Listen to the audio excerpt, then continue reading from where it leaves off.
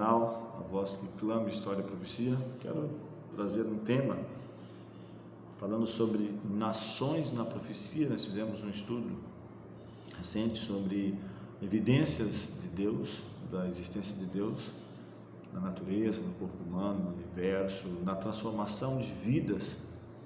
E nesse contexto aí de profecia, que a profecia, temos falado, é um antecipar da história, ao falar da história, daquilo que será história no futuro, antes que aconteça.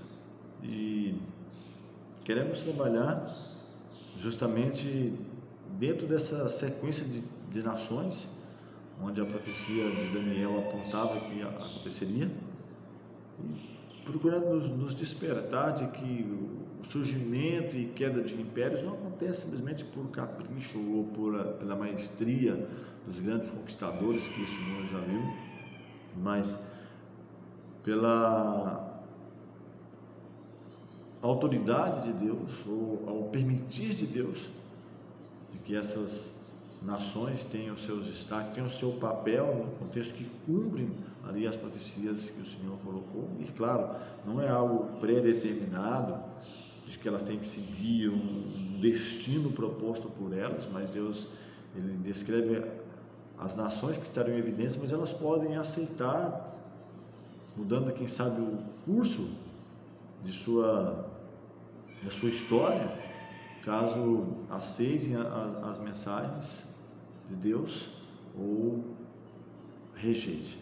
Temos o exemplo do próprio Nabucodonosor, onde ele, felizmente, depois de muitas lutas, batalhas, guerreando mesmo contra o Eterno, ele reconhece a autoridade do Senhor como um soberano maior.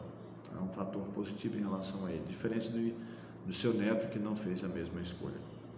Falando um pouco a respeito a prever o futuro, 96% das tentativas de prever o futuro sempre dão errado.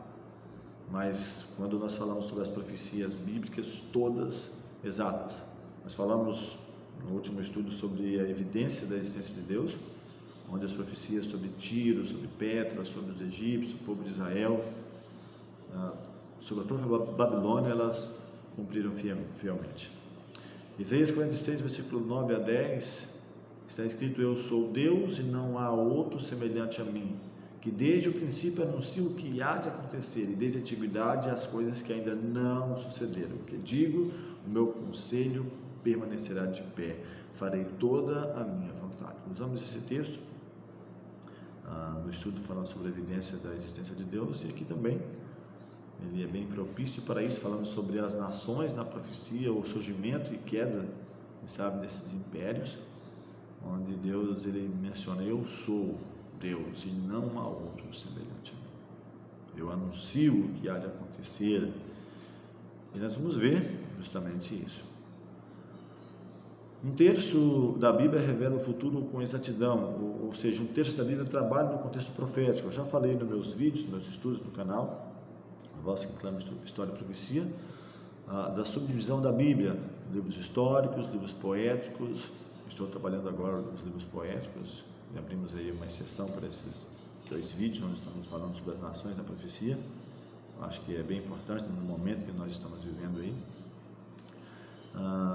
Os livros históricos, poéticos, proféticos, os evangelhos que narram a vida de Cristo, Atos, contra a pregação do evangelho dos apóstolos, ali no primeiro século, saindo de Jerusalém, ou a partir de Jerusalém, alcançando então Roma, que era a capital do mundo na época. E as cartas, 21 cartas ao todo, cartas enviadas a igrejas, a pessoas também, a líderes, e fechando com o Apocalipse. Então, um terço da Bíblia trabalha justamente a questão, revelando o futuro com exatidão. Então, o grande Deus do universo é real e se preocupa comigo, com você, com a história das nações. Eu quero começar falando sobre Nabucodonosor, falando sobre Babilônia. Ele, quem sabe, chegando ao poder, ele começa a se questionar, uma certa apreensão quanto ao futuro, como vai ser,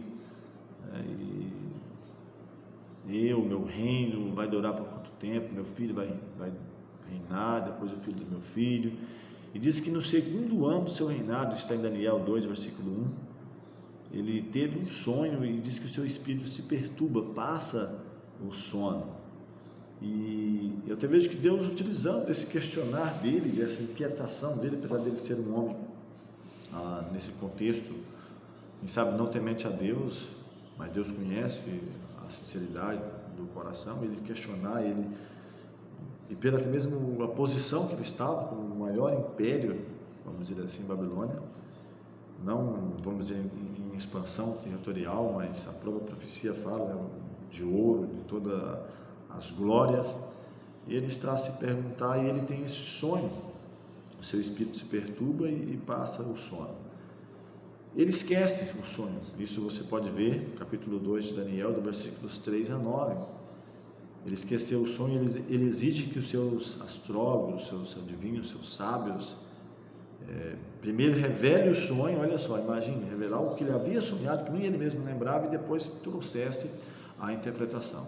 E claro, ele passa por alto Daniel e os seus 3 amigos, apesar de Daniel e seus 3 amigos, eles se destacarem 10 vezes mais sabem toda a matéria de ciência do que os outros, mas os outros eram homens de suas confianças, né? No versículo 10, os magos então reconhecem a sua incapacidade, eles disseram: não há ninguém sobre a terra que possa cumprir a palavra do rei. É claro, ele queria que eles revelassem o que ele havia sonhado, que ele mesmo se lembrava, e que ainda trouxesse a interpretação. O rei fica então muito irado, isso está no versículo 12 do capítulo 2, se enfurece e ordena que matem, ou que matassem todos os sábios da Babilônia. E adivinhe você, quem é o primeiro que ele manda chamar os primeiros? Daniel e seus amigos, que não foi consultado na interpretação, apesar de que eu mencionei naquele teste que ele faz ali, depois de 3 anos no seu reinado, ele e seus amigos se destacam como 10 vezes mais sábios em toda a matéria de ciência.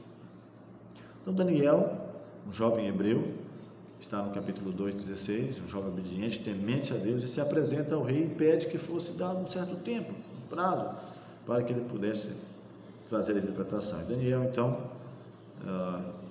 chama os seus amigos, se coloca a orar, pedindo a Deus direcionamento. Deus ouve a Daniel o seu pedido, e até quem sabe para evidenciar mesmo diante do rei a grandiosidade de Deus, e mostrar também que serve para mim e para você no decorrer dos séculos, uma mensagem de alento, de que o destino, a história das nações, é claro, está nas mãos dos seus líderes, na pessoa dos seus líderes, mas tem alguém que já falou do que aconteceria, dessa sucessão de reinos, são as nações na profecia.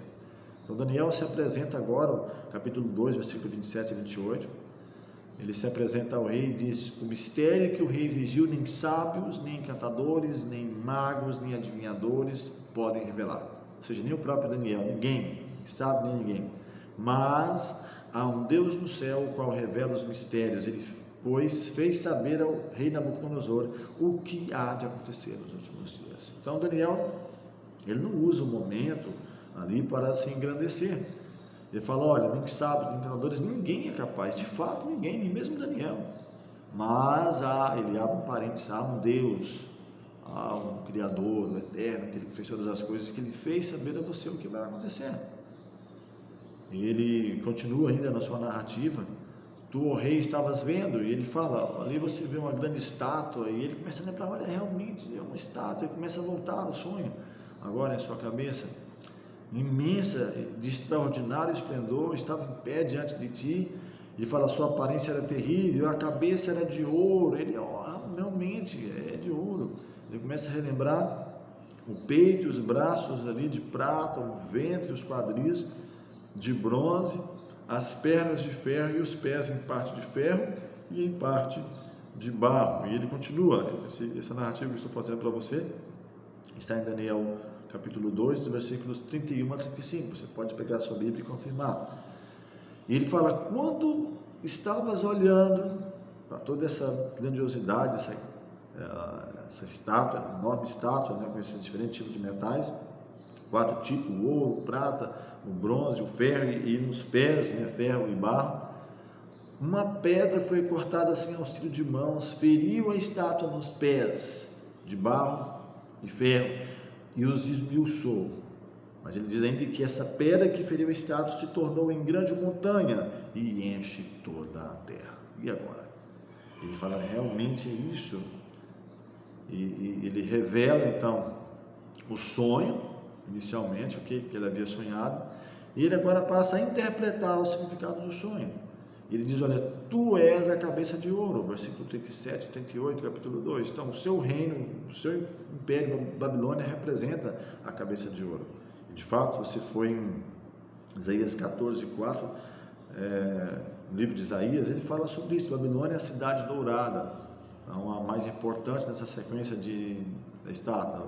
Você percebe que ela vai decaindo: o ouro, a prata, o bronze, o ferro e, por último, o barro. Então, a Babilônia, que reinou de 606 ou 605, alguns dizem, até 588 ou 539, esse espaço de tempo aí foi o período do Império Babilônico. Mas eu já até falei no estudo, né, falando sobre a evidência do poder de Deus. Deus avisou que Babilônia seria totalmente destruída e que jamais será habitada, Isaías 13, 19 a 20. E dando sequência ele fala, mas olha, não se empolgue tanto, porque depois de ti se levantará outro reino, inferior ao teu. E ele fala ainda de um terceiro reino de bronze, o qual terá domínio sobre toda a terra. Capítulo 2 de Daniel, versículo 39. Então, ele vai mostrando para ele que o reino dele não seria eterno, não seria para sempre. E o apóstolo Paulo até fala, nós não temos aqui cidade permanente, mas buscamos a que há de vir, buscamos a futura. E ele fala sobre isso. E a Bíblia até menciona Ciro, né, por nome. E Ciro, ele vence agora e destrói Babilônia, é claro, pelo poder de Deus direcionando ali a sequência desses reinos, mostrando isso para evidenciar para mim e para você de que não é o poder, a glória dos reinos, mas há alguém superior que mostra os acontecimentos antes que ele aconteça. Isso vai ao período do reino da Médio-Pérsia, de 536 a 331 a.C. E prosseguindo ainda, o terceiro reino, Grécia, representando o quadril de bronze. E o texto até chega a dizer, se você avançar um pouco mais, Daniel 7, Daniel 8, falando sobre isso, eles falam sobre menciona por nome ali Alexandre, né, por nome no sentido do mais importante dele, de destaque, Alexandre, que a história confirma o nome, Alexandre o Grande, que conquistou o mundo em pouco tempo. O seu reino ele vai de 331 até 168 ou 169, essa diferença de um ano de um historiador para outro, antes de Cristo. Agora falando do período do Terceiro Império, ou seja, a Grécia. E esses três Daniel ele enumera por nomes: Babilônia, Medo-Persa, Grécia e Roma. E ele entra agora no período do quarto reino, Daniel 2:40. Ele diz: o quarto reino será forte como o ferro, pois o ferro a tudo quebra e esmiuça. Como o ferro quebra todas as coisas, assim ele fará em pedaços e esmiuçará. Então ele está predizendo, falando no futuro o que Roma faria. E de fato, Roma ele é aquele que vem mais avassalador, destruindo, e as pernas de ferro, que foi a primeira parte de Roma. Roma, diferente dos outros, ela não passa, ela não é subjugada por um outro reino, mas ela é dividida, e até nesse detalhe também a profecia apontava. O quarto reino, ele será diferente dos outros, ele vai dividir em 10 partes. Isso está também em Daniel capítulo 7, falando da visão agora de 4, já é uma visão que Daniel tem de 4 animais saindo do mar, ou a partir das conquistas, das guerras. E é justamente a mesma sequência aqui de Daniel 2, representando Babilônia, Medo-Persa, Grécia e Roma. Então as partes do Império vai do ano 168 a 476 depois de Cristo, 168 antes de Cristo a 476 depois de Cristo, onde Roma dominou o mundo no contexto do Império. Aliás, nos dias que Cristo esteve aqui, o mundo era dominado pelo Império Romano. E ele diz ainda, capítulo 2 de Daniel, versículo 41, quanto ao que viste dos pés e dos dedos. Então agora Roma, primeira parte, o império das pernas, né, de ferro, mas tem os pés e os dedos. E em parte de barro e em parte de ferro será isto um reino dividido. Contudo, haverá nele alguma coisa firme, pela questão do ferro, pois viste o ferro misturado ali com o barro, o lodo. Mas ele fala que eles não se fundiriam um ao outro, como os dedos dos pés eram em parte ferro e em parte barro, assim por uma parte o reino será forte, mas por outra será frágil. Daniel 2, 42 e 43. E quanto ao que viste do ferro misturado com barro e lodo, misturar-se-ão mediante casamento. Em algumas traduções fala semente humana, mas não se ligarão um ao outro, assim como o ferro não se mistura com o barro. O que a profecia está dizendo? Que eles vão procurar, depois dessa divisão de Roma, império que se tornou a Europa, até os nossos dias de hoje. Isso nos leva do ano 406 depois de Cristo até a volta de Jesus, falando sobre a Europa, de que eles não vão se ligar um ao outro, não vão voltar a ser um império mundial. E isso tentaram várias vezes, vários nomes. Você pode pesquisar que a história confirma isso, tentando unificar, fazer um novo império. Poderiam unir-se mediante semente humana ou casamento, mas não se ligariam um ao outro, assim como o ferro não mistura com o barro. Na época, reinos como os francos, suevos, lombardos, visigodos, ostrogodos, mas que hoje, geralmente em 10 em maior destaque, os reinos que compõem a Europa. Algumas nações mais fortes, outras frágeis. Alguns momentos, quem sabe, a Alemanha se destacando, outro momento aí a França, Inglaterra, mas nunca conseguindo se unificar e fazer novamente um império.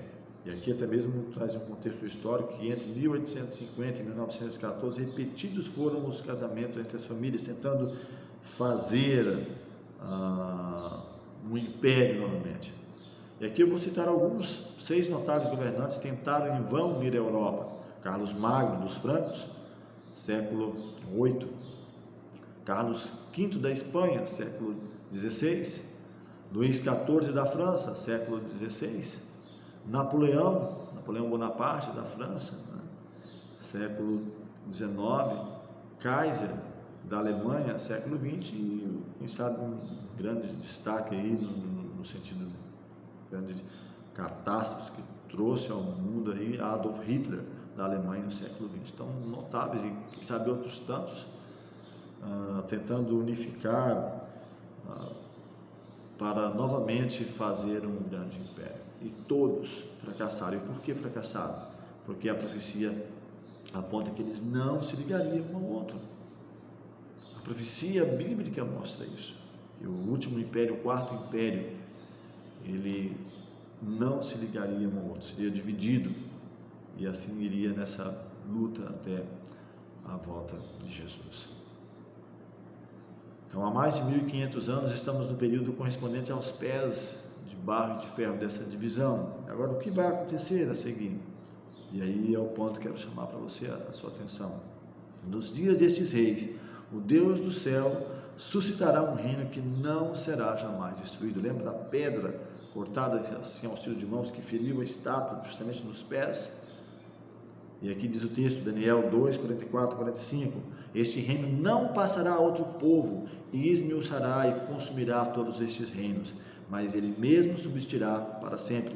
Como viste que do monte foi cortada uma pedra sem auxílio de mãos, e ela esmiuçou o ferro, o bronze, o barro, a prata e o ouro. A pedra cortada sem mãos representa a volta do Filho de Deus, a restauração de todas as coisas. E todos os detalhes, como nós mencionamos, das profecias referentes a Babilônia, Medo-Pérsia, Grécia, Roma, a Europa ocidental, até a volta de Jesus. Tem a parte que já se cumpriu, a parte que ainda falta se cumprir. E é justamente aqui que nós estamos vivendo o antecipar ou arraiar de um novo dia, da volta de Jesus. Que essa mensagem venha servir para você, para mim, um alento, compreendendo de que as nações, a história das nações, está na profecia, e que cabe agora não simplesmente se levantar contra Deus, quem sabe como as pessoas que tentaram construir a Torre de Babel, fazer uma cidade, uma torre, cujo cume alcance os céus, mas aceitar aquilo que a profecia aponta, Nós não temos cidade permanente, mas buscamos aquela que há de vir, aquela que Cristo vai restabelecer, e onde poderemos viver e ser seus súditos para toda a eternidade. Que Deus te abençoe. Vamos falar com o Senhor mais uma vez. Eterno Deus, bondoso Pai, te damos graças pelo cuidado, proteção, pelo estudo da tua palavra, e rogamos a iluminação do teu Santo Espírito. Damos a tua paz, a tua graça, nos prepare para este reino que será restaurado para toda a eternidade, onde Cristo será o governante, nós poderemos estar com o Senhor pelos séculos dos séculos. São bênçãos que pedimos e agradecemos em nome de Jesus.